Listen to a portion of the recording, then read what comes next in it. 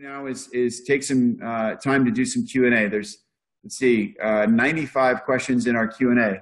So I'm going to do my best to get through all of these. Let's start. I'm just going to start at the top because there's not another way to do it that I can see. So the first one is, do staffing agency wages qualify for the program? 1099 wages qualify for the program, as well as, I'm assuming you're talking about the Paycheck Protection Loan Program. 1099 wages qualify. And so I would assume staffing agency wages qualify as well. Yes, I believe that's correct. Stephen Jones says, are you aware of the affiliation rules, which are only suspended for accommodation and food service? Yes. So what Stephen is talking about is these are if you have multiple entities that are co-owned by people. There is ambiguity around this right now. It seems as though if you own more than one entity, you're going to have some disallowed benefits under the Paycheck Protection Loan. The reason it seems this way is because most of these rules follow the SBA rules. I've read this bill. I've had my guys read this bill. There is nothing in this bill that says that you can't be a private equity firm or a VC firm owned business and yet not qualify for this Paycheck Protection Loan. But the small business rules, that's the way the small business rules are written. So we've got to wait and see what the regulations are on that. It's a little unclear to me as to whether or not they're going to allow investor-owned and really VC and private equity-owned businesses qualify for this Paycheck Protection Loan Program or not. So stay tuned for that one. I'm just not entirely sure on that. All right, let's see. Eric Fenmore, my payroll has tripled since early 2019. How do we handle that best so I get the loan based on my first quarter 2020 payroll versus first quarter 2019?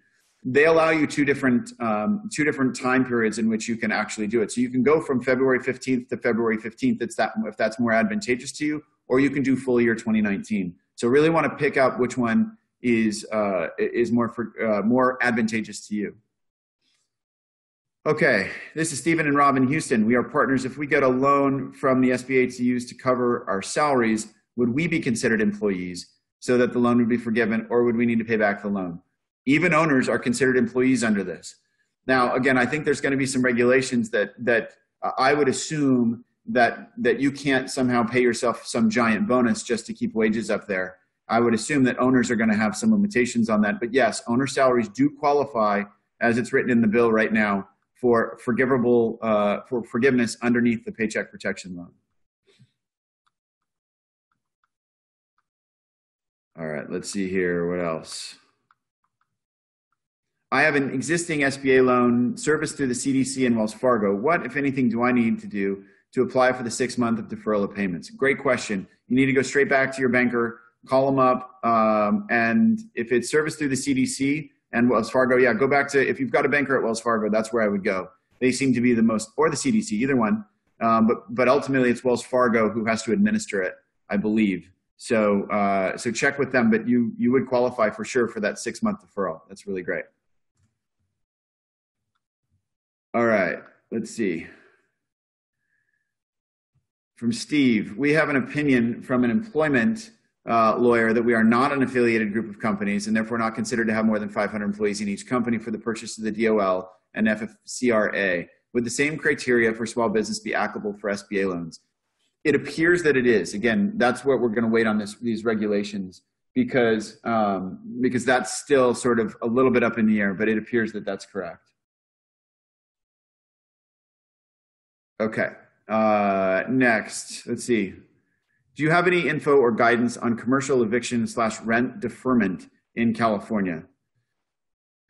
Similarly, what about utility payments in California?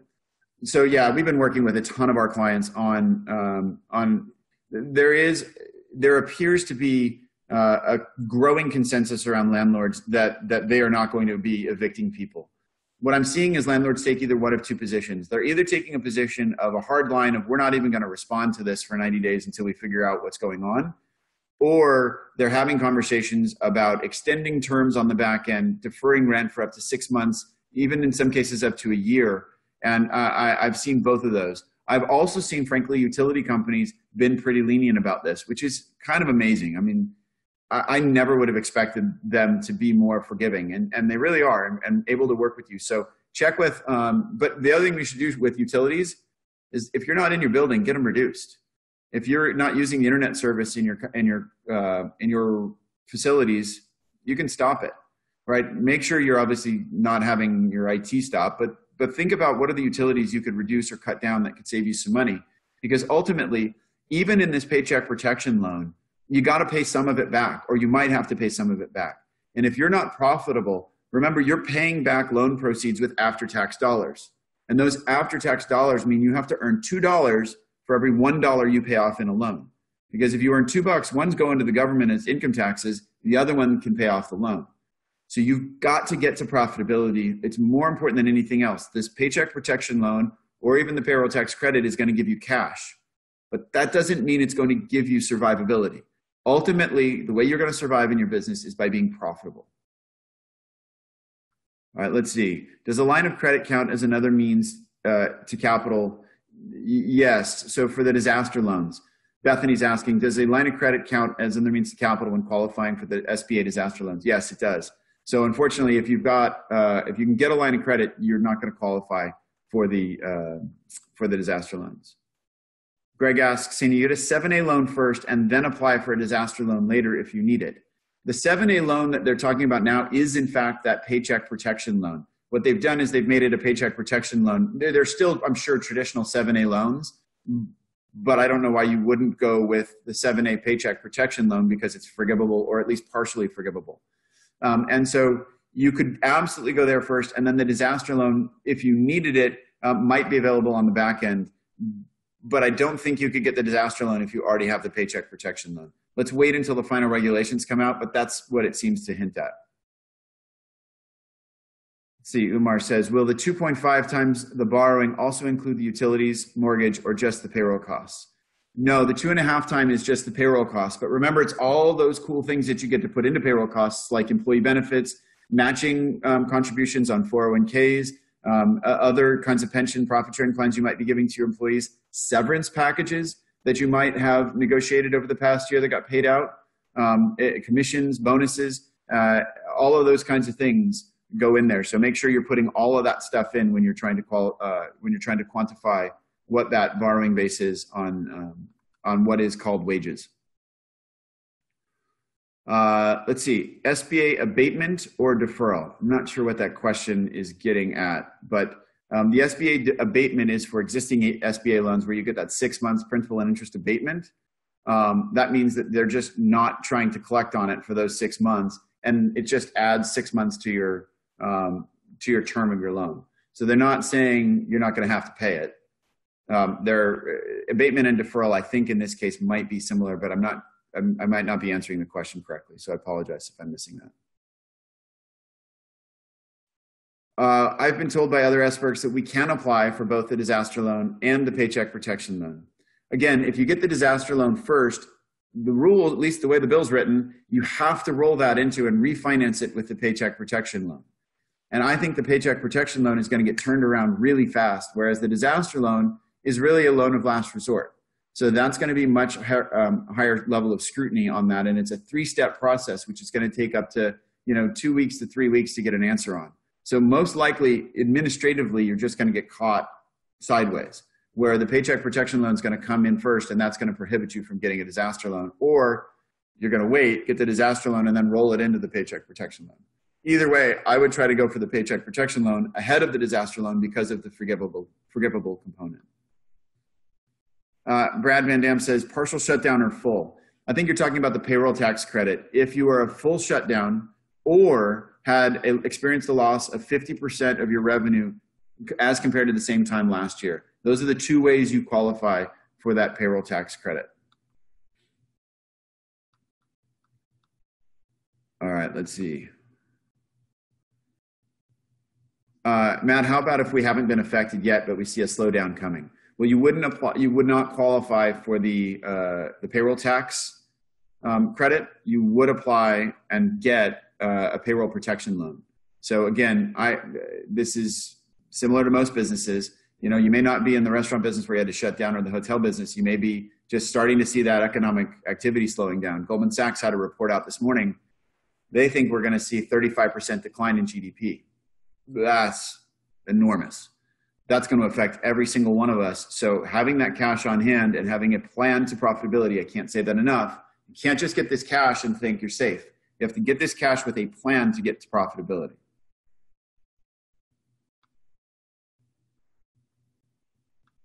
All right, let's see. Employees equal full-time equivalents or actual headcount?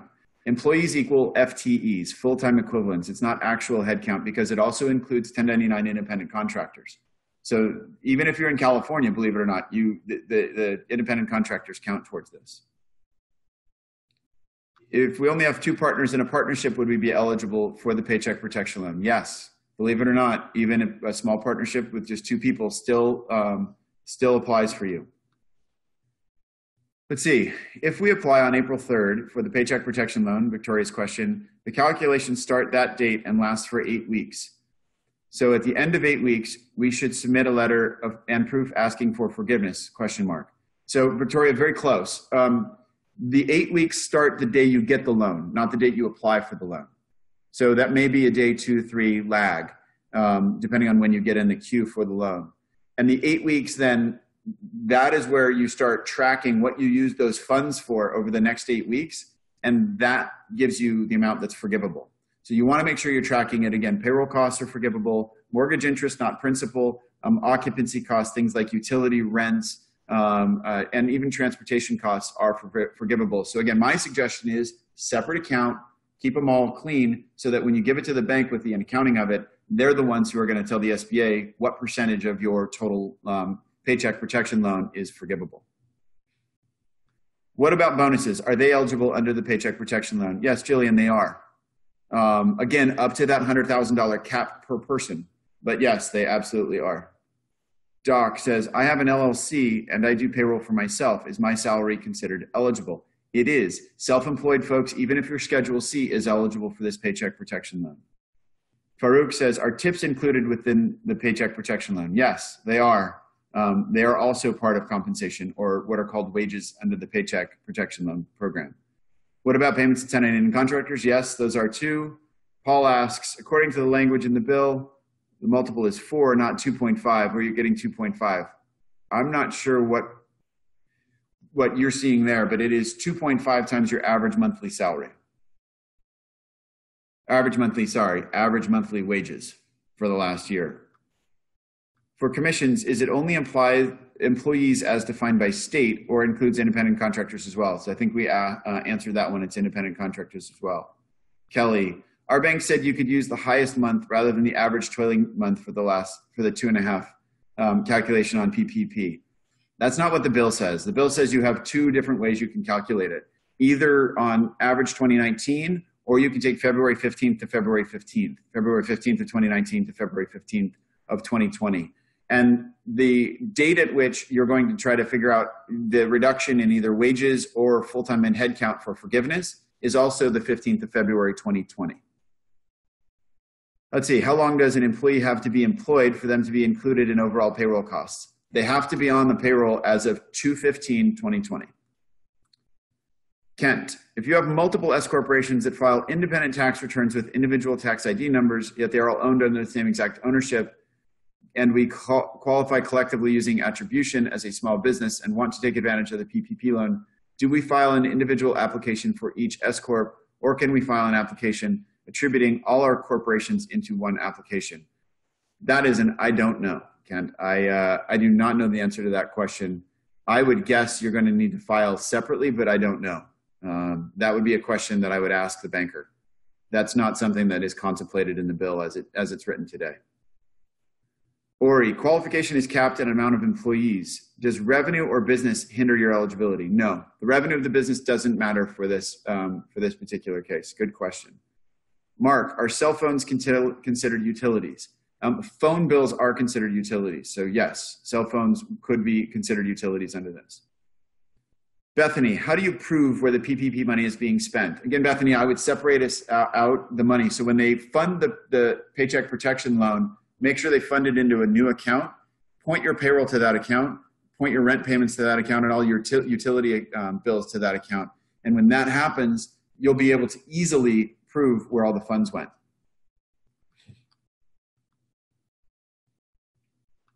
All right, let's see here. Lots of great questions.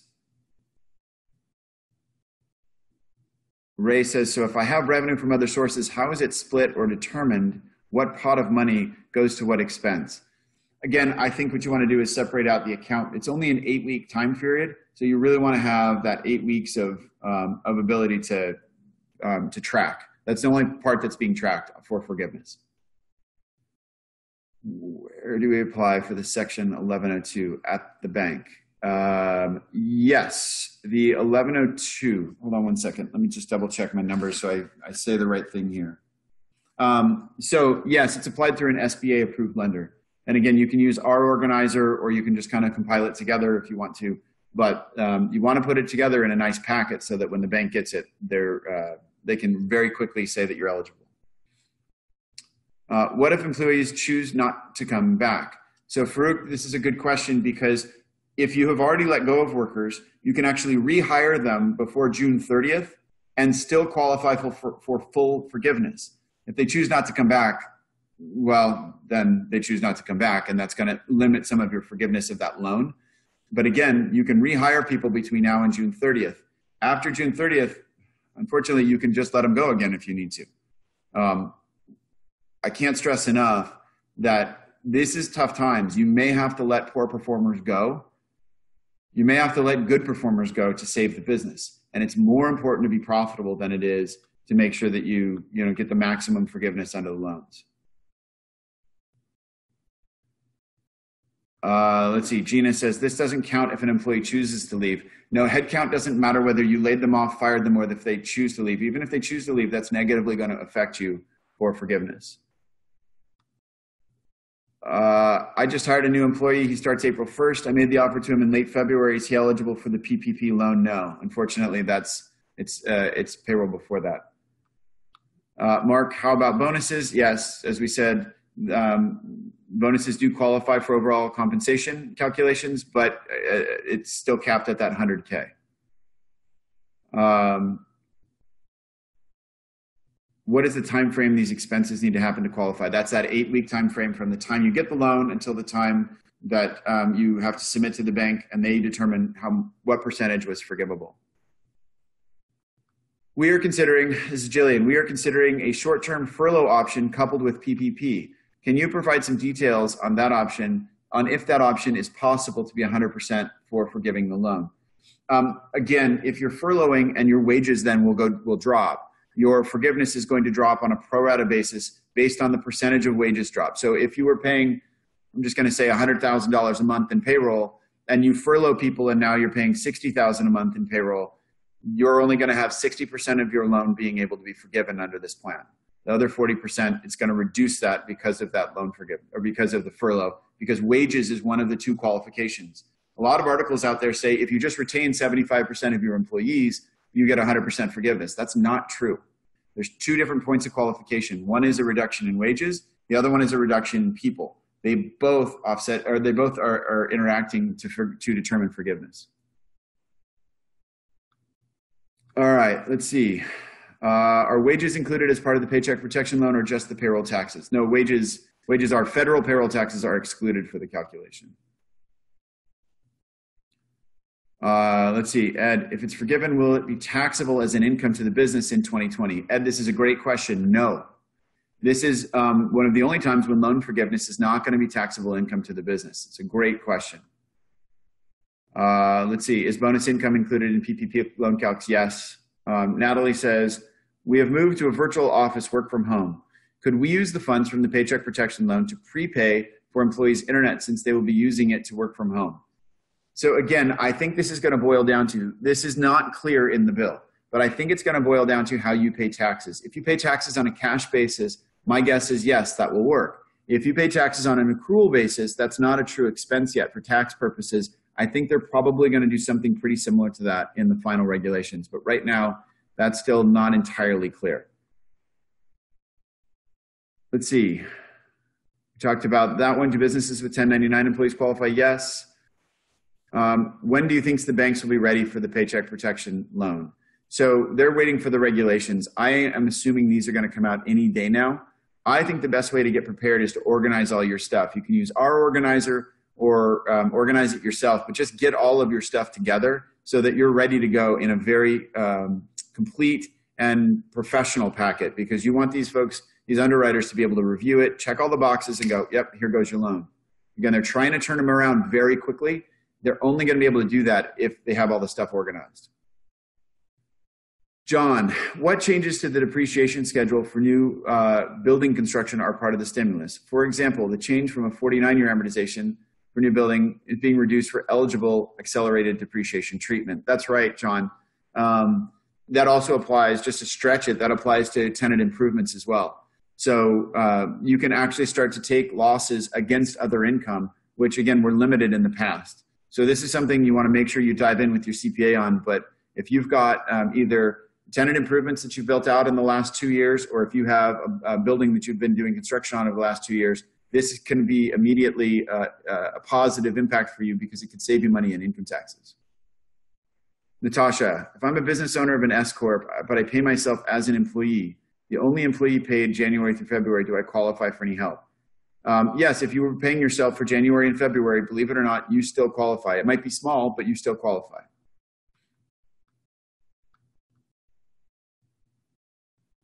Let's see. Ed says, do you still qualify for the Section 1102? 1102 is the payroll protection loan, and get forgiven if you are an essential critical manufacturer. Absolutely.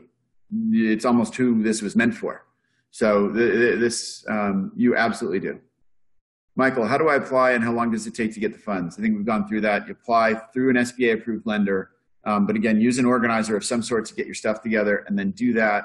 And you'll be able to apply as soon as the banks are open for this. Keep in touch with your banker to find out, because it's truly changing day to day, day in and day out. Matt, what if I have a small business with less than 5 employees that are paid on a 1099? Again, they're eligible. We just purchased the business on March 1st. Are we eligible for any help? Yes, you are, because you can go back to the payroll that was there before. You absolutely are eligible. They're trying to save businesses and trying to save jobs. So go back to your payroll that was there before you bought the business, and you can absolutely use that. Let's see. Some of our payroll is for guaranteed income partners, K1. Can we use that as part of the payroll protection loan? Yes, I believe you can. Bethany, I don't understand the math on the forgiveness if you have a salary reduction. So let's assume you kept all of your employees, but you reduced salary from $100,000 a month across the board to $90,000. You're going to have a 10% reduction in the forgiveness. That's the simplest way that I know to explain that. Tess, will you be emailing us the documentation package? Tess, I'll get a live link to everyone who was on this webinar. I'll email out a link to our documentation package to our organizer, so that if you want to purchase it, or if you want to use it, or if you're a TGG client, you get it for free. We can get that out to you so that you've got that. Let's see, John, do employees who resign count as staff reduction? Yes, unfortunately they do. What if your business has not yet been impacted, but you're preparing for a lack of pipeline? Are you still eligible? You're absolutely eligible for this payroll protection loan, and use it. This is a time to get the money, and even if you're not, use it for the payroll and occupancy costs to get the maximum amount of forgiveness. But again, these are loans that are going to help keep you safe as your business turns down. But what we also need to do is make sure you're taking some serious steps to get your business profitable. Mark, how secure is your portal? Well, we're hosting it on Amazon, so it's as secure as Amazon. Norman asks, can we get a downloadable version of the organizer? Yes, we're going to email, like I said, we'll email that out. Brian, I do not have a business yet. I've been planning on launching my business as soon as possible. It seems all these economic funds are only for established businesses. That's correct. Is there any funds available for newly starting businesses? Not that I'm aware of. Nothing in this bill. It was all trying to keep businesses going and keep people who are employed existing. Let's see. I answered the 1099 question. If we had an average of 516 employees over the past year, how can we participate? We have 495 today. So I would do 2 things. One, I would take a look at whether or not you qualify as a small business. That may have a pretty big impact on this. And secondarily, it's your average FTEs over that period of time. So you may want to stretch it to the February 15th to February 15th to duck under that 500 if that's your way to get into this. Let's see. Do you have to qualify as a typical SBA business? You do in terms of number of employees. Your annual receipts, though, are not a part of this. The limitation, though, on the top end, I didn't talk about this yet, is $10 million in loans. So you may not qualify for any more than $10 million in loans for this paycheck protection loan if you have a payroll that's that high. Ron, if we lay off up to 25% of our employees, are we still eligible for the paycheck protection loan and 100% forgiveness? Please clarify. Thanks. Okay, Ron. So this is the screwy part of the math on this. If you reduce your workforce at 25%, no, you're going to have a 25% reduction in the forgiveness. If you reduce headcount by 24%, but increase salaries for everybody else so that wages stay at 100%, you'll get 100% forgiven. If your wages, however, drop, you're going to get a percentage reduction, pro rata reduction for whatever the overall wages reduction. It's not an either or, it's an and. You have both that both tests you have to satisfy. Where is the organizer on your website? Again, we'll send a link out if you're having a hard time finding it. We'll make sure you got that. Let's see.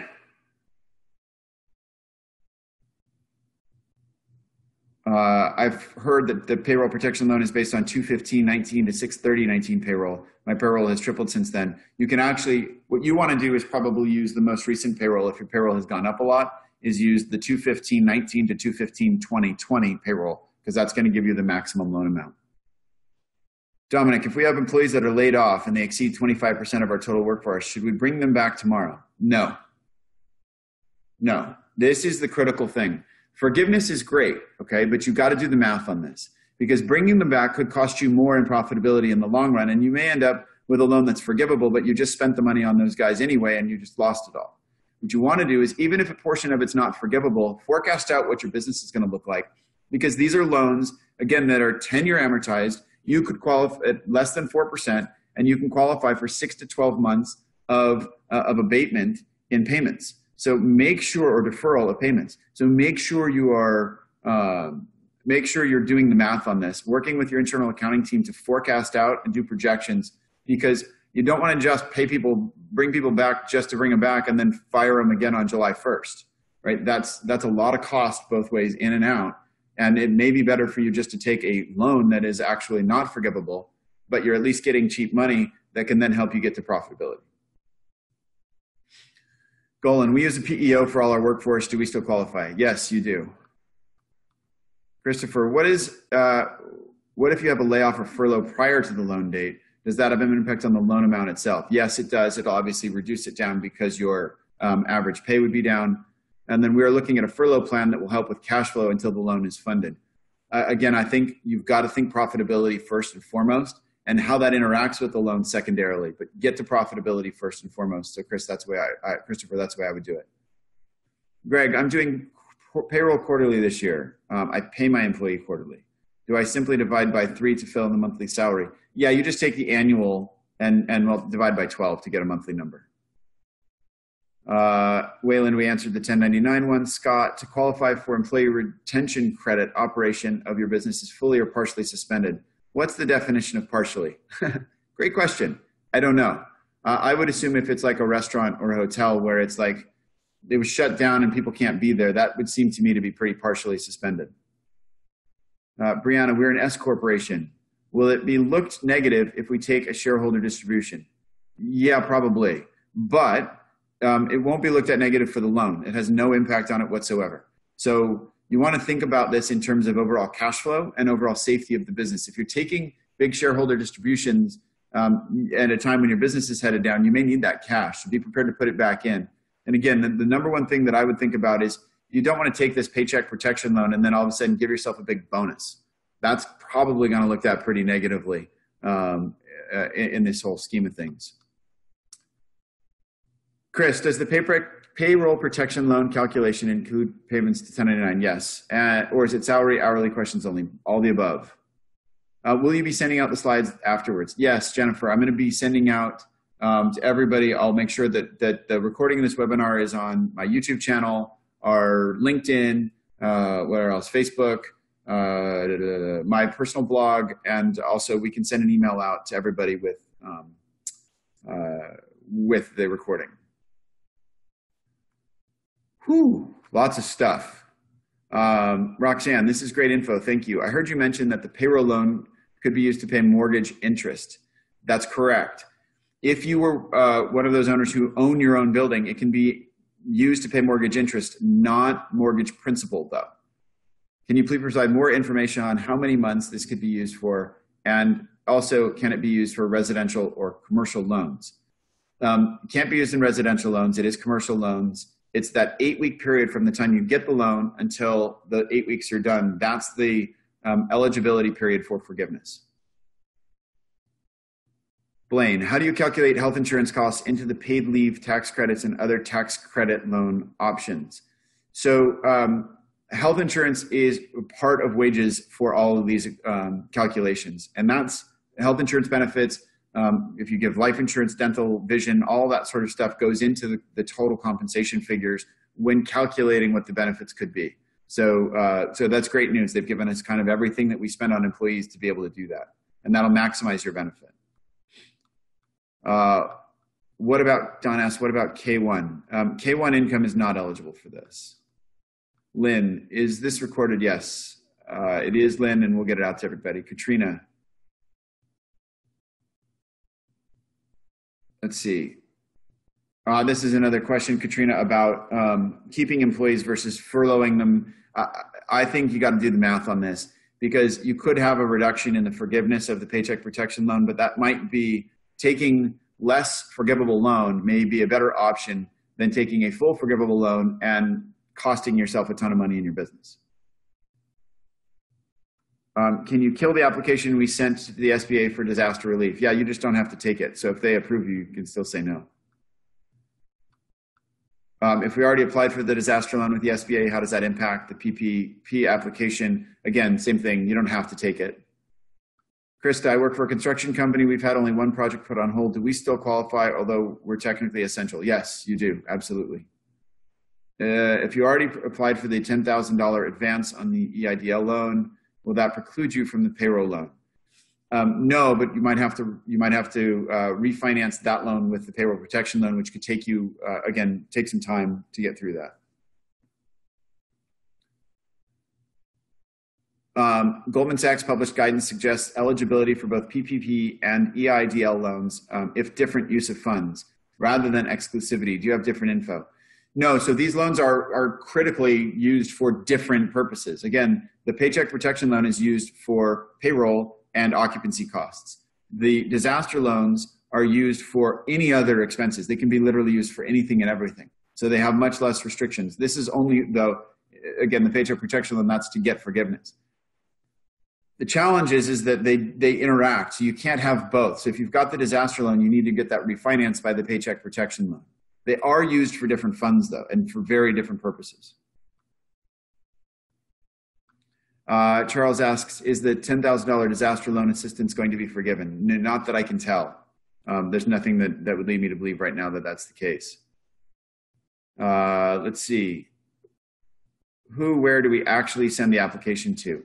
You're going to be working with the banker that you use. If you don't have a small business approved lender, let us know. Shoot us an email at info@tgg-accounting.com. We'll make sure you get introduced to bankers that are approved SBA lenders, but that's who ultimately the application goes to. All right, Christine asks, how do guaranteed payments for the restaurant owners work here? Guaranteed payments work just like other payments in salary. You're going to be able to put those in. They are eligible. Corey, are there banks that are willing to help as we're not hearing anything back from Chase? So Chase is a great bank. I actually talked to a Chase banker, but I'm hearing this from a lot of people. Bankers are absolutely overwhelmed and inundated with calls right now. So try to go to your banker if you've got a good banker. If not, again, email us and we'll get you in touch with somebody. Let's see. Scott asks, will a real estate brokerage qualify both staff and commissioned realtors? Yes. Yes, real estate brokerage, both commissions absolutely qualify for these Paycheck Protection Loans. Mary Ellen, if you were one of the first 100 to sign up for your organizer, does it include guidance? No, only that that other one includes guidance, the $1,500 price tag. Lauren, what if you've applied for the SBA disaster loan and not heard back? Do you have to wait to hear back before you apply for the paycheck protection loan? No, and I would not do that. I would immediately apply for that paycheck protection loan, and you can pull the application on the disaster loan if you get to that spot. Mark asks, can I include commissions paid to employees in the calculation? Yes. David, for the paycheck protection loan, does access to credit elsewhere affect your eligibility? No, it doesn't, David. That's the good news. You can have term loans, you can have lines of credit and still get the paycheck protection loan. Good question. Casey, is the 100K limit inclusive of salary, bonus, state taxes, 401K insurance, or is it only including salary and wages? No, it's all that stuff, which is great. Wayland, if you hire new people, would their costs be covered under what is forgiven under the paycheck protection loan? Yes, Wayland, it would be. As long as it goes towards payroll, that qualifies for a portion that would be forgiven. Mike, what relief exists around 401ks, et cetera? Well, on a personal level, you can take loans out of your 401ks without the early penalty. As part of this new stimulus package, I didn't really address the personal parts, the $1,200. It's because most business owners won't be eligible for it. But on the 401ks, you can take hardship withdrawals and not get affected by the pre-59.5 10% penalty. So for some people in a really bad spot, you're still going to have to pay income taxes on that amount. But that may be a source of funds of last resort. Edward, great job. We applied for the SBA Economic Injury Disaster Loan. Oh, can we still apply for the PPP? Yep, just said that. If we get an SBA loan and a PPP refinance, is that part forgivable? Yes, it could be as long as the funds are used for the right purposes. Again, they have to be used for the appropriate purposes. Wow, lots of great questions here. I'm going to keep going and get through as many. I'll get through all of them. Do all eligible expenses during the covered period, February 15th through June 30th, count towards forgiveness? Yes. Or only 8 weeks payroll related plus other eligible expenses during coverage period? I think that's saying the same thing. I can't quite tell. Michelle, what if we are currently furloughing staff but plan to bring them back the next 4 weeks? How do we calculate what we're eligible for in regards to the amount? Well, the amount is going to be going backwards in time. So you can use full year 2019 payroll or February 15 to February 15 payroll to get that, and then find out what your monthly amount is. And again, no individual employee can have more than 100% or $100,000 towards our eligible amount.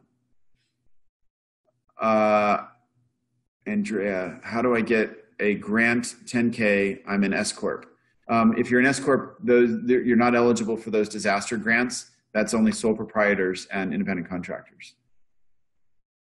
Don asks, I have 2 companies. Do both companies get to apply separately? I believe so. Where is the organizer located on the website? Again, if you can't find it, we'll get it out in an email here. Chip, SBA employee criterion, ideas on how we should pursue over 500 exemption. We're just over 500 for last year. Average is 516 in the retail industry. I would really work with your banker on this and work with your local SBA economic development group. There are nonprofits that are helping. We work with a lot of them in Southern California, and they're wonderful. And they should be able to help you figure out if you can qualify for this or not. Gary Campanero, what are the specific requirements to show you are substantially affected by COVID-19? Again, great question, and the guidance hasn't come out yet on that. But that's a good question, and as soon as the guidance comes out, hopefully we'll get it out to you guys. Sridhar, small business owner in entertainment sector with 25 employees closed the business due to COVID-19. I took ownership on 2/20/2020, but the business was running for 9 years. Would I qualify for the PPP? Again, yes, it extends back to what you bought previously. Drew, can you combine 2302 with the paycheck protection loans? Let me just check my numbers so that I get my numbers right. No, you can't. 2302 is the delay of the payment on federal payroll taxes.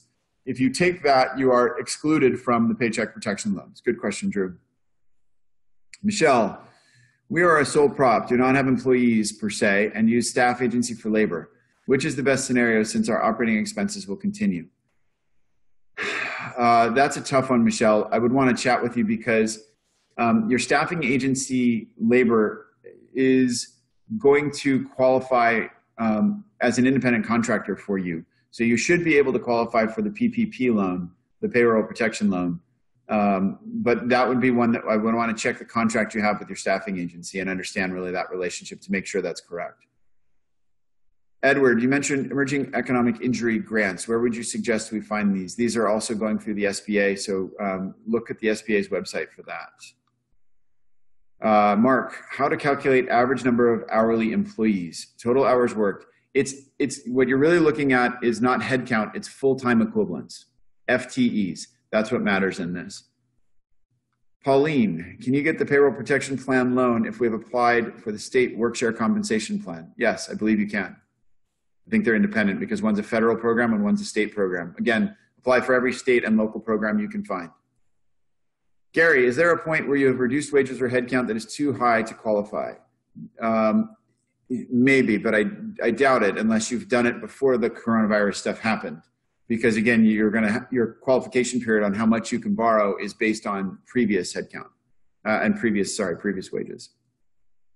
Tony, are owners capped at 100K for the forgiveness threshold? Yes, and they're also capped at 100K, not at the forgiveness threshold, but they are capped at 100K for the loan threshold.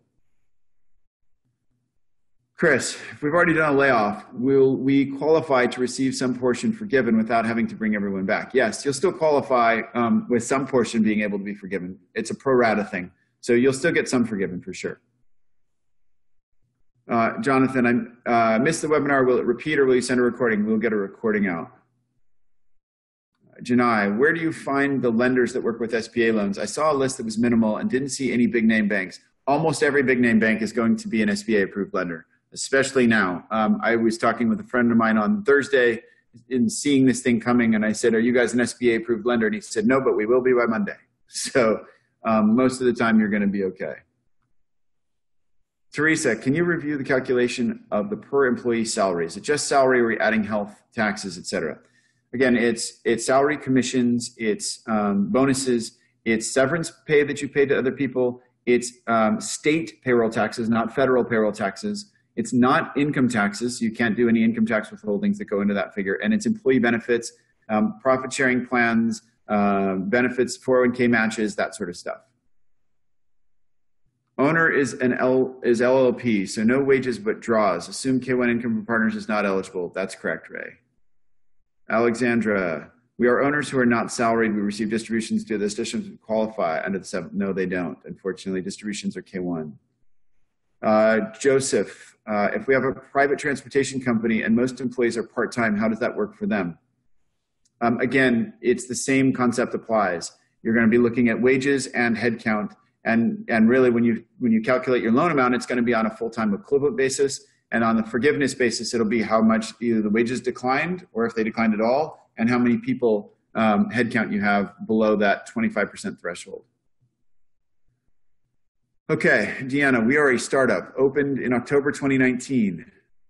10 part-time employees, have not received a paycheck yet. Can I add myself in payroll now? You can add yourself in payroll now. Again, you say nothing crazy. So that's, again, what I would advise. Keep it reasonable. But you'll be eligible for payment under the PPP, the Paycheck Protection Plan, but not obviously your salary because it wasn't there before won't be eligible for the determining how big the loan is. Gary, as long as you don't reduce wages or headcount by more than 25%, do you get 100% forgiveness? No. If your wages reduce at all, you get a percentage pro rata decrease in forgiveness. If your headcount goes below 25 or greater than 25%, you get a pro rata decrease. So it's both, not either or. David, that was a great webinar, extremely helpful. Will you be sending a recording? Yes, absolutely. Laura, I had an employee on unpaid leave of absence due to maternity in 2019. Any way to handle that? Well, she's going to be coming back on, and unfortunately, her salary is not going to be beneficial for you in calculating the amount of the loan you could receive. But again, her new salary you can use as forgivable component of expense. Lynette, can you apply for a paycheck loan when you only have one employee? Yes, as long as they're an employee. KZ, what's the pathway for sole proprietors who are solopreneurs, no employees? Great job, Matt and team, thank you. So the pathway forward is if you're paying yourself a salary or any amount that's on your Schedule C, you can still get this paycheck protection loan. So that's great news. Independent contractors are eligible. So that's probably your best way forward. Mark, what about the personal credit issues of the primary owner? Believe it or not, they're not doing credit checks with this. This is not a credit issue. Again, there's no personal guarantees on these loans, which is great. And so that's not really going to be impacting them.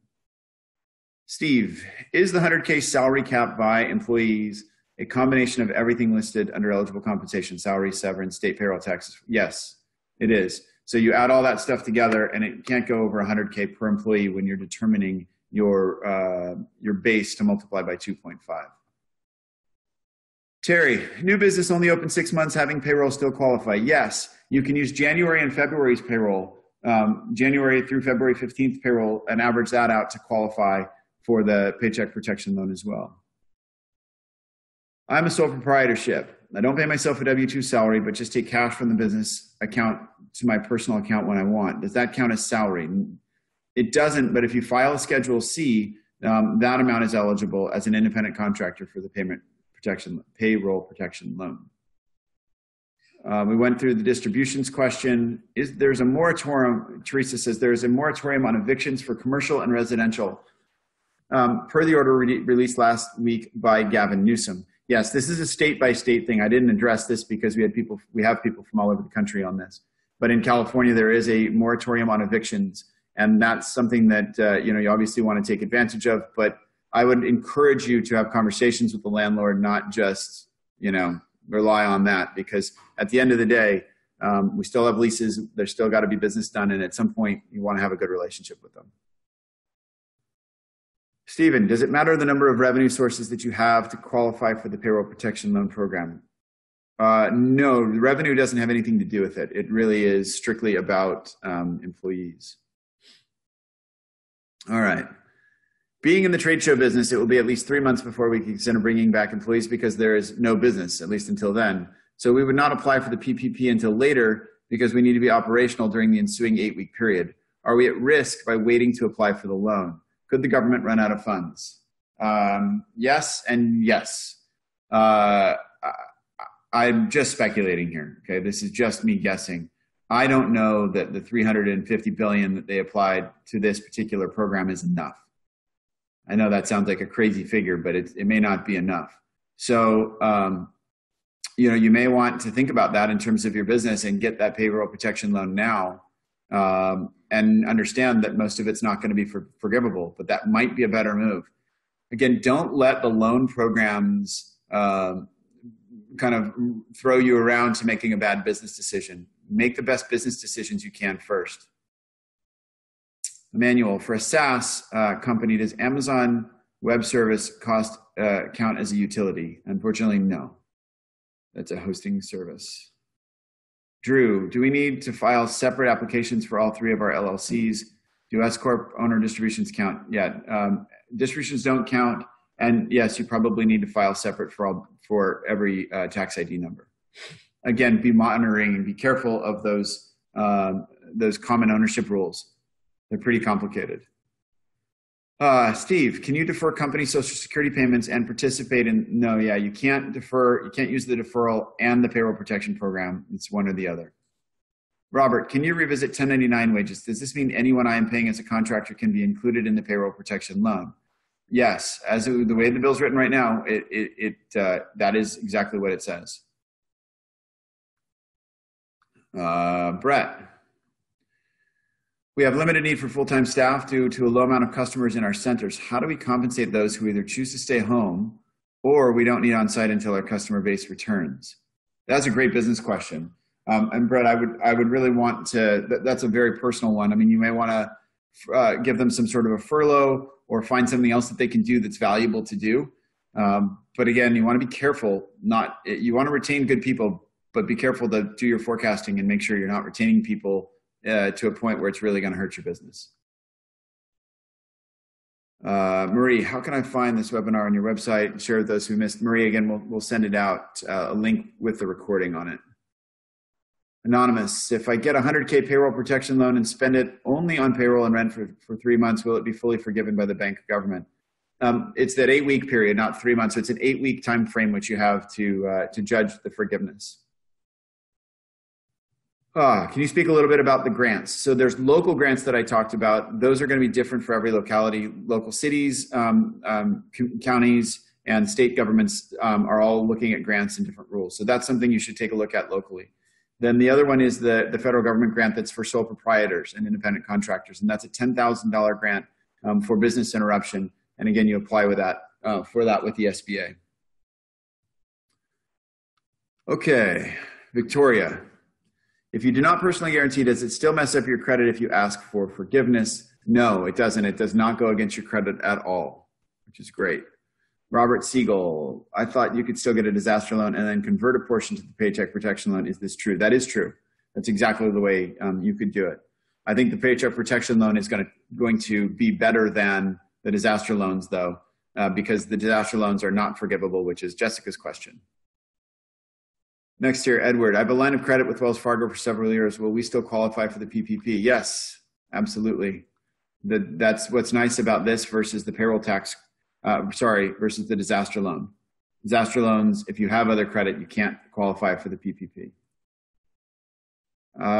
Let's see. What qualifies one for the 12-month deferral of the payroll protection program after the initial 8-week period?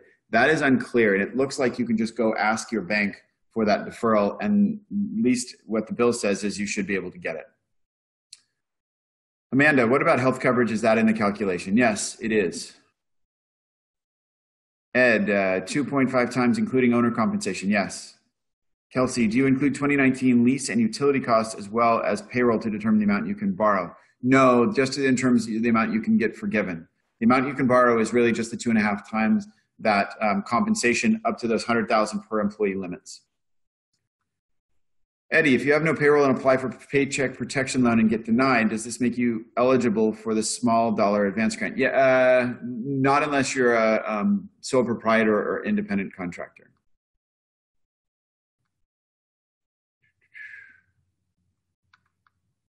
Let's see, Victoria. It also says transportation. I am assuming car payments, fuel. Can I include auto insurance? This is something, Victoria, that's going to come out in the regulations. I have no idea right now what they meant by transportation, because I don't know how that was included in occupancy costs, but it was in the bill, and it literally just says transportation. So we're waiting on guidance from them as to what that means. Caroline, yep, recording is available, and we'll get it out. Does the 100 max per employee include salary and the added benefits? Yes, it's all of that stuff. Kathleen, where is there a link for the organizers? Thanks for the fabulous tool. We'll have it on our website, and also, again, get it out to you in a direct email as well. Drew, rent and utilities are above the salary numbers, correct? Yes, you're going to pay for salary, and then you can do rent and utilities to determine the amount that's forgivable during that 8-week period.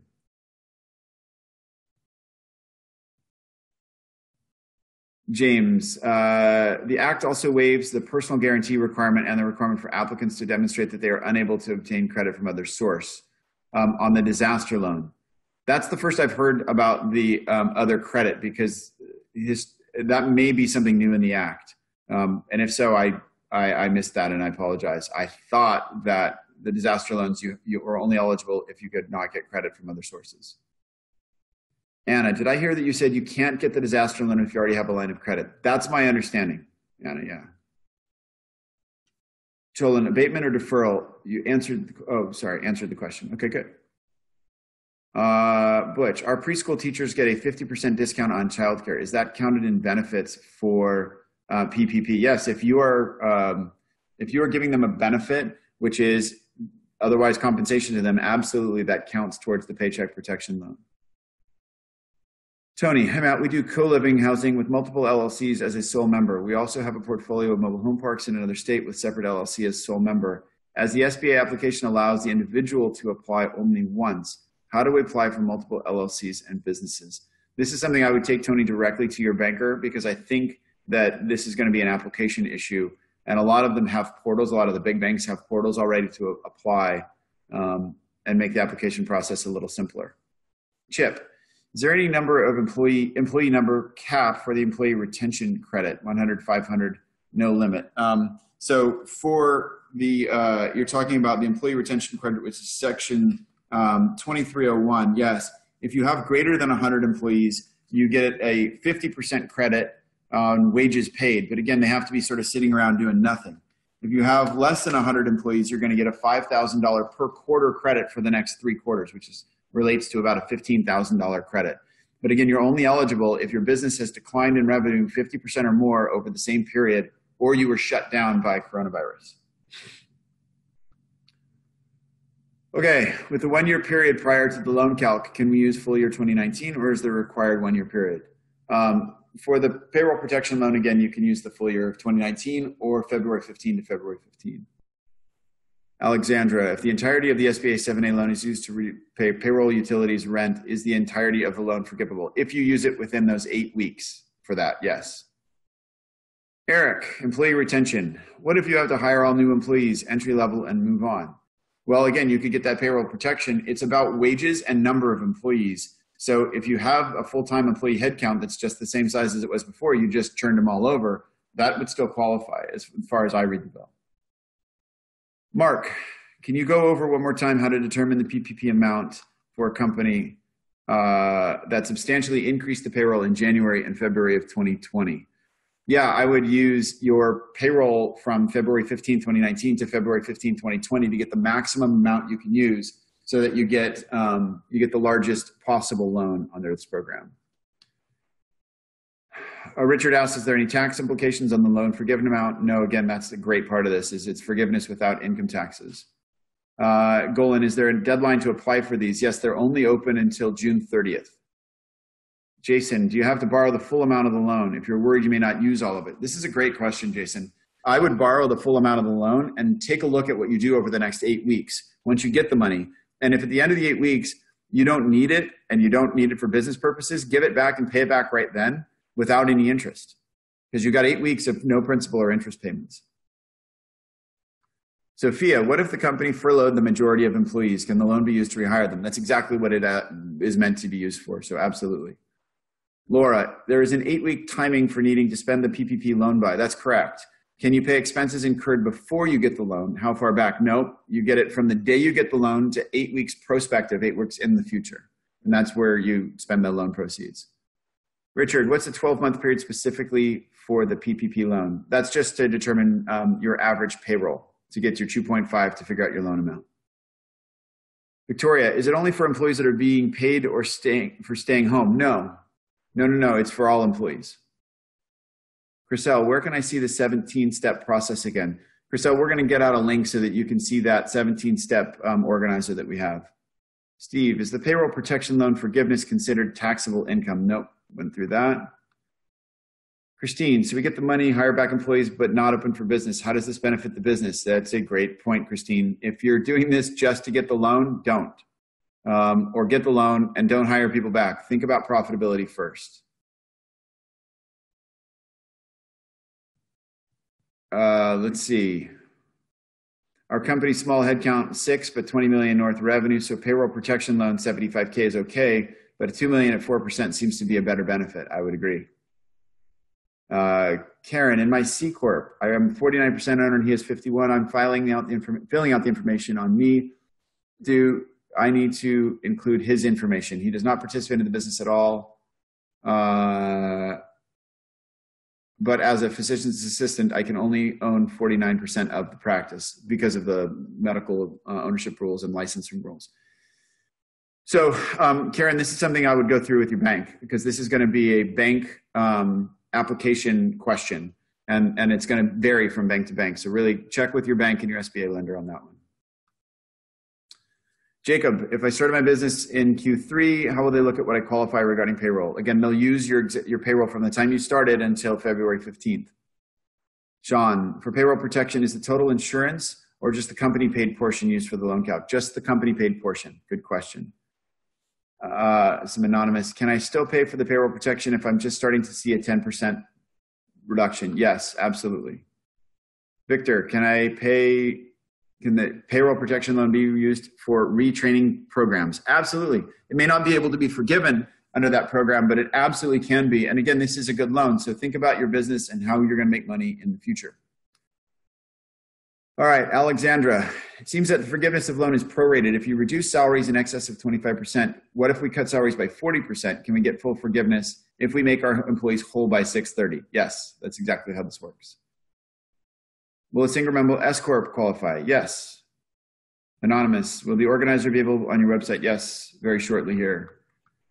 We are going to lay off a non-exempt administrative assistant because their work has been drastically reduced due to everyone working remotely rather than cutting her hours. Is it better to keep paying her full-time even though there's not much work for her? Would reducing our staff affect the PPP loan? It affects the forgiveness of the loan, but not the amount of the loan because we're using the old numbers to affect the amount. So once again, use your best judgment and make a better business decision than just thinking about the loan. Hugh, how should a VC-backed business think about COVID-19 impact to their business? And the key impact is lack of future VC funding and a lack of customer demand in the coming months. I think I'd refer you back to the webinar that I did last Tuesday, where we went through a litany of things on how to survive and thrive in this business, whether it was cost cutting, whether it was cash hoarding, whether it's putting together your crisis team, because I think that's a great question, Hugh. And really, that's available again on our website. It's available on our YouTube channel and on LinkedIn and Facebook. Brett, 100K comp limit is inclusive of salary benefits or is it limited? Okay, so I think what you're asking here is, if we're paying somebody more than 100K salary, can we still use the payroll protection loan for that and get forgiveness? Yes, but it's not gonna count towards the amount of the loan. We have K1 members, you're an LLC.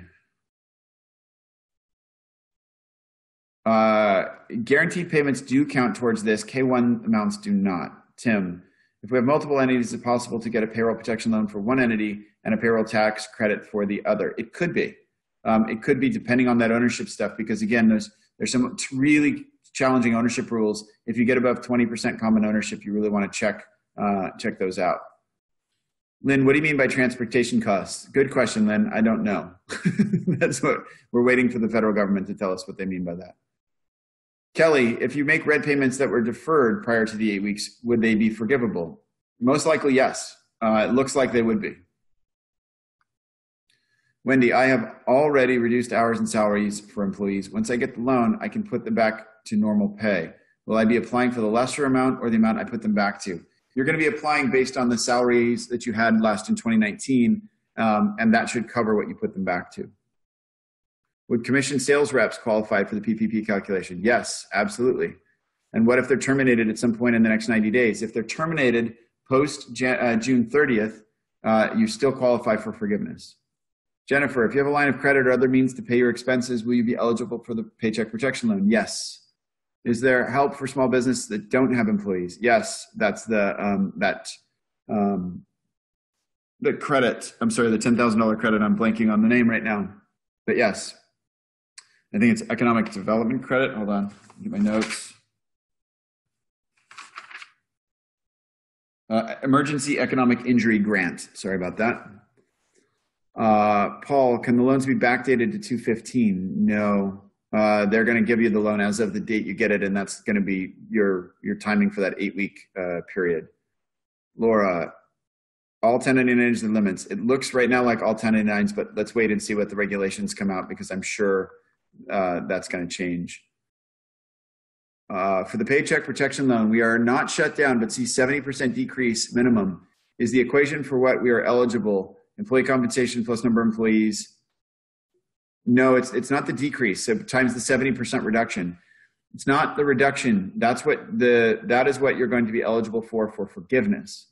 In calculating the loan amount, remember, you're just going to go back to last year's average payroll. Scott, let's see. I have 2-member LLCs for my personal real estate business, 50-50 ownership. In addition, I'm a 50% co-owner in an S-Corp real estate brokerage. Does this mean both entities can apply for the Paycheck Protection Act? Probably not, because of the common ownership. And so that's what you're really going to want to dive into. Happy to help you with that. Again, shoot us an email. That stuff is very complex and even above what we were talking about today. Let's see.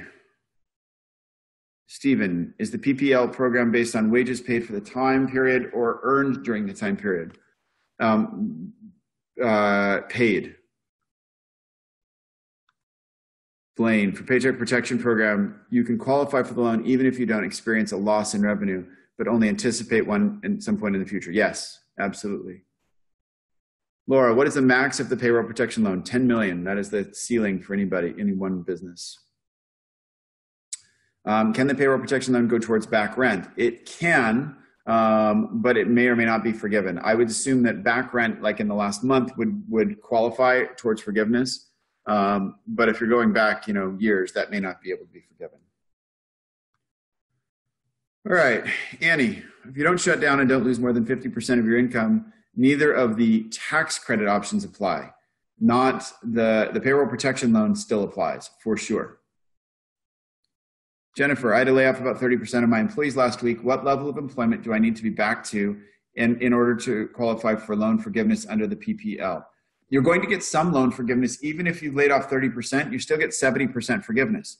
So it's not about that. Make sure you're, again, doing the right thing for the business more than necessarily getting the forgiveness. But if you wanted to get forgiveness, you could rehire those people at the same levels and you'd be getting back to 100% forgiveness. Wendy, if there's any money left in the account after 8 weeks, the unused funds will not be forgiven. Is this correct? That is correct. So any unused funds will not be forgiven. That'll be part of a new loan. And again, if you don't need it, you could just simply pay it back interest-free and you won't have a loan. If you need it, you can carry it forward at that 4%, 10 years, all the other good stuff about the loan. Susie, if we keep the payroll protection loan and we need to track our expenses for the 8 weeks to look at forgiveness, but I've laid off half the staff, should we bring everyone back right away after the loan? Again, Susie, no, not necessarily. You want to make sure you're making a good business decision. This really just impacts the forgiveness of the loan. You're still going to get the cash. So think about the benefit of bringing them back versus the profit that you're going to lose and weigh those benefits. Michael, does payroll protection cover salary for employees here on a work visa or contractors that come in from another country? Yes. It doesn't qualify for people you hire outside of the U.S., but it does qualify for foreign workers you're working in the U.S. Good question. We are angel funded, starting to pay our principals from June of last year, and we dropped payments in half in October due to cash flow concerns. Been paying on 1099s to the entities they own directly. We also have deferred compensation fees to worry about. How do we address these? Revenue hasn't kicked in yet. First customer invoice only went out 2 weeks back. So your deferred compensation is not going to count towards your payroll protection loan, but the 1099s most likely will.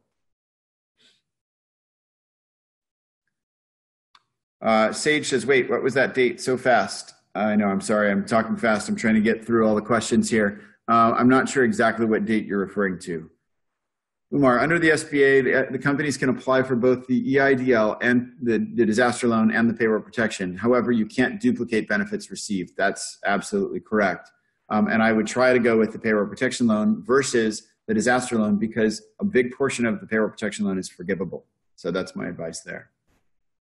Robin, my company is a partnership LLC. My salary is paid as a guaranteed payment to the other company.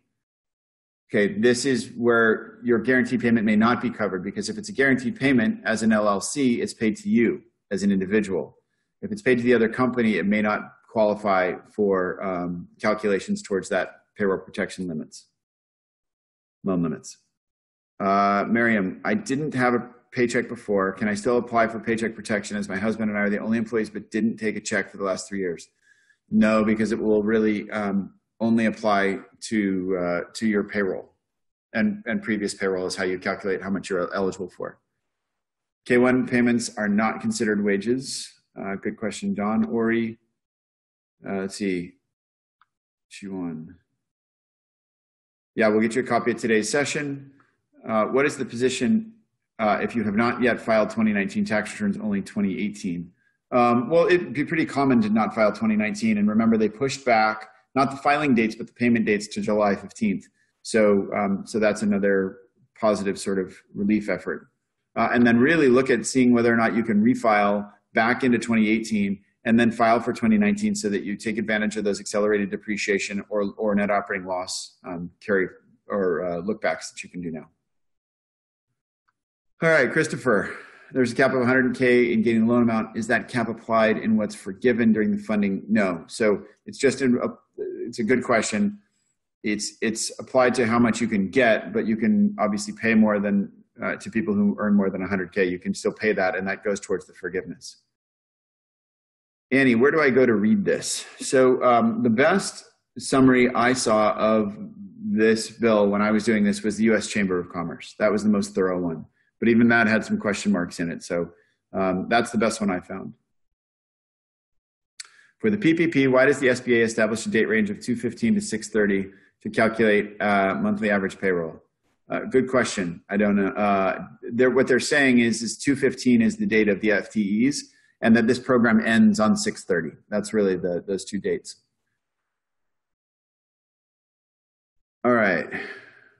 Drew, please go over the two options for the time frame to calculate the salary numbers. So it's full year 2019 or February 15, 2019 to February 15, 2020. Duck, I don't have a business mortgage. It's my personal mortgage qualified for forgiveness. No. Mark, what about agency leased employees? Do they count in average monthly payroll calculations? Yes, they do.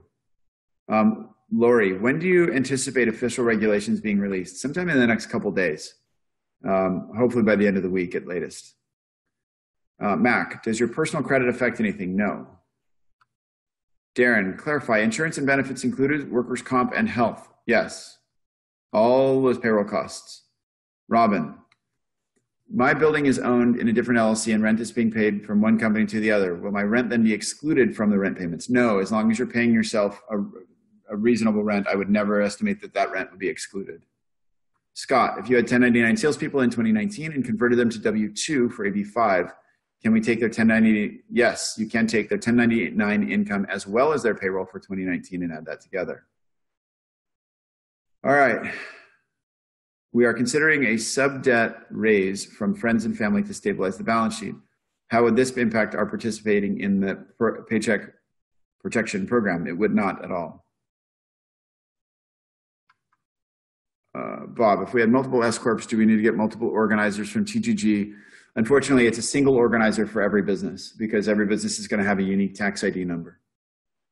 But if you have multiples, call us. We'll talk about getting you a discount for those. Kelly, if employee chooses not to come back, could you hire others to make up the difference? Yes, you can. Michelle, could you submit your application for the PPP loan at multiple institutions to see who approves first? I don't see any problem in doing that other than you're only going to get one of them. So you're going to want to make sure you're really conscious of them not to, approve you and then fund it, because I think they're going to try to do this very quickly. Anna, do they have to stay employed until June 30th? This is really a forgiveness question, Anna, and it's a matter of what your either wages or headcount is between that 8-week period from the time you get the loan until that 8 weeks is done. Ori, independent contractors are included in employee health or employee count? Yes.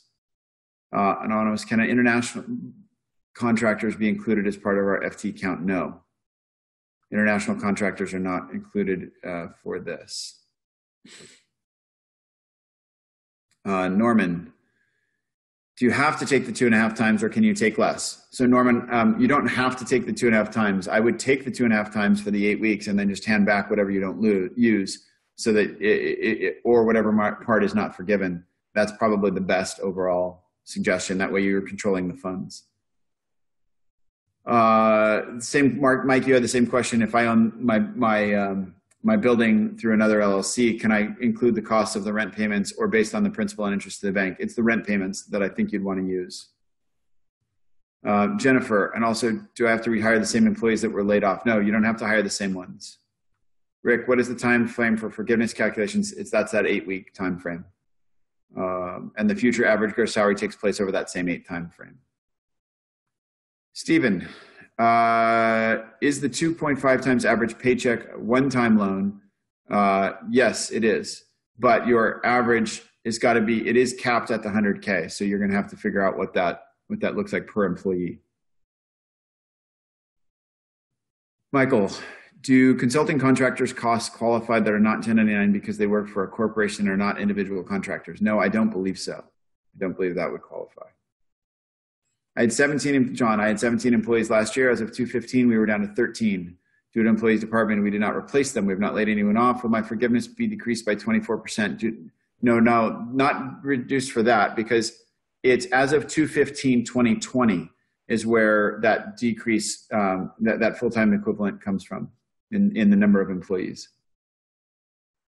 All right, I've got about 10 minutes left, and I'm going to try my best to get through these, through any of them I can. If I don't answer all of them, please feel free to email me directly, shoot an email to info, or reach out to us directly.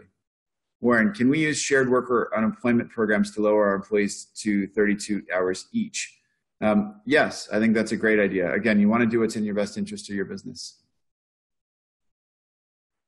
Joker, I've been a sole proprietor for a few years where my employees were under the company that I was contracting under, and I'm in the process of becoming an S-Corp. Just started with employees on 2/17, and am I eligible for the payroll protection? No, you're not, unfortunately, except for your portion, which is your sole proprietor income. Edward Garcia, we hire several independent contractors to help our small firm. May we include contractors into our payroll protection plan? If you give them a 1099, right now it appears you can, but let's wait to see the regulations because I think there's going to be something coming out on that. Scott, do 1099 salespeople count in FTEs in 2019? Yes, they do. We converted them to W-2 in January, but yes, I understand exactly what you're saying, and they do count towards FTEs. Warren, when the PPL loan goes through, we would bring all employees back up to full employment. Would this be acceptable under the program? Absolutely. It's kind of exactly what it's designed for. Don, so the loan amount calculation amount is 2.5 months, but we need to pay the money out in 2 months. Yes, because Don, they're also giving you money for rent and utilities, and that's that extra half a month. Deborah, is there a list of items needed for the loan? It's generally the 7A requirements, but that's why we put this organizer together so that we've got all those requirements in there. And that's probably the best. Natalie, where is the organizer located? I tried to find it on your site so I could sign up. Yeah, Natalie, it'll be coming. We'll get it out to you here very shortly within the next, hopefully within the next 24 hours. Joan, what about if our employees are applying for unemployment benefits? They can apply for unemployment benefits, but if you rehire them, obviously that affects their benefits. So you'll want to think through, again, whether you rehire them or not, and make a business decision on that, not a loan decision. I know I've said that about 50 times, but that's really important. Annie, why did you mention business might want to refile in 2018? Because Annie, if you had net operating losses or if you had done TIs, you could actually get accelerated depreciation, refile in 2018 and get a refund from the IRS that would really improve your cash position. Stephen, we'll get you a link out for the webinar by the end of the day here today. Vince, you answered this question, but I'm going to ask it again. If my business has not been affected yet, but I'm worried that the business will slow down, what do I write as my reason for the payroll protection loan? I would say that every business has been affected. And so I would write something to the effect of, I anticipate a significant slowdown in my business as a result of this virus. Wendy, same thing on the organizer. That, again, we'll get that out there shortly. Marilyn, what if the company has not filed the 2019 return? Can it still qualify for the payroll protection loan? Yes, you can. Perry, we have a lot of seasonal construction employees. We typically ramp up around May because we need good weather to work. Is it only FTEs that count in our look back? No, it's average FTEs, and you're going to use your entire payroll. They actually have a good calculation for seasonal employees, which is why they allow you to stretch it or condense the average period you're using. David, can you explain more about how the forgiveness amount is calculated in regard to how the 8-week period compares to the 2019 amounts? So what they do is they say you had X number of employees. Let's say you had 100 employees on February 15th. That's the number of employees date. And then the average wages is for that past year. And those are the two qualifying factors. And if either one of those goes down, if the number of FTEs goes down by more than 25%, they're going to reduce the amount of forgiveness. If the wages go down at all, they're going to reduce the amount of forgiveness down on a pro rata basis. So that's how it works over that next 8-week period of time. Darren, any idea if a C Corp with a sole foreign owner would qualify? I don't know. That's a good question. That is not covered as far as I could tell in the bill. Juan, we have a sublessee who reimburses us a portion of the entire rent cost. Can I use the full rent cost or my net rent cost? I would assume just the net rent cost. Julia, you mentioned earlier that payroll tax deferment will make you ineligible for payroll protection program. Can you explain further? Yeah, that's it. It's just you can't do both. It's pretty simple. Unfortunately, if you do the payroll tax credit, you don't get the payroll paycheck protection loans. All right, Sheetal, can we file for both an operating entity and the real estate holding company? Again, you can, but you want to be careful not to fly afoul of those common ownership interest rules. Melissa, I think you mentioned the 8-week period would be a good time to prepay employee benefits. If you, again, let's wait till the regulations come out. If that's allowed, yes, I think that would be a great idea. And prepaying rent and utilities would also be a good idea so that you can get the maximum amount forgiven. Jim, our employee count is already down in 2020 compared to 2019 before any effect. If we hire people before 6:30 that have a different job descriptions, can they be counted towards our employee count? Yes. What about if we have let people go due to COVID and hire people by June 2020 in a different area of the business? Can that increased employee count help us? Yes, to both. Josh, we'll get you the slides for today. Natalie, thanks for the webinar. Great information. Thanks, Natalie.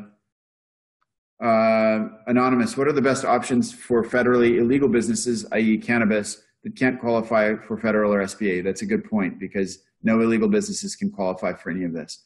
The number one thing that you can do is unfortunately, there is no federal programs. There may be state or local programs, but I would doubt that as well. I haven't heard anything on that front. What you could do is again, check out the webinar from last Tuesday and do everything possible to make your business as successful as possible. That's really your option there.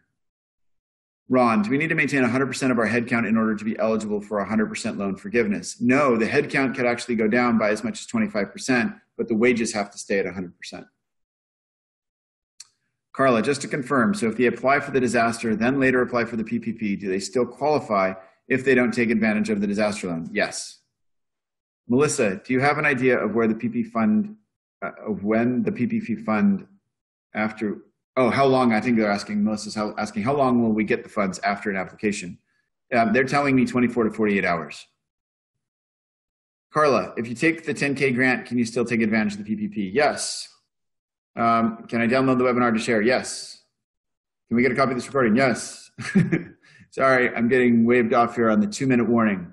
So I'm going to keep getting these out as fast as I can, but if I miss any, again, sorry, there's hundreds of questions here. I'm just going to do my best. We changed from being an S-Corp to an LLC in Jan 1 to new EIN. Should we be looking at our January to Feb payroll instead of 2019 payroll? I would take a look at which one's greater so that you can get the maximum loan and do that. Thomas, do employees on the new expanded FMLA count towards your head count? That's a good question. That's a California thing versus federal. So I would assume yes, because they were employees, but that's something that the federal government and California are not necessarily going to be in sync on. And this is the payroll protection loan is a federal thing. So I'm not sure that it's going to matter what California thinks of employees or not. Rob, what's the URL for paycheck protection loan application? So the payroll protection loan applications are going to be at your bank. So they're not going to be, usually not going to be through the SBA. Let's see, Wendy. Will it depend on the lender if we can pay our in advance, our rent in advance for the year during that 8-week period? It might. Christopher, is the loan amount automatically the 2.5 times, or could we lower it? It's automatically that, and you can lower it by just paying it back. Josh, so it sounds like people who are under the 100K can get a raise for 8 weeks to make more of it forgivable. It's true. That would be one of the loopholes in this. Linda, what if you were taking monthly draws from the business not on payroll? That will not qualify. Robin, if we're transitioning to the workshare program, hours are reduced, but all medical and 401k still being made, that will go, but the workshare hours will not.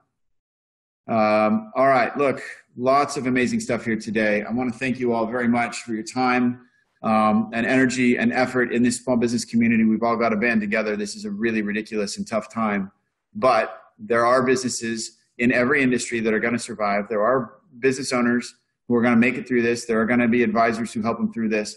If there's anything that I can do to help you at any time, please let us know. If there's anything that our firm can do to help you at any time, please let us know. You've got our contact information. Thank you all very much, and have a very safe and happy April.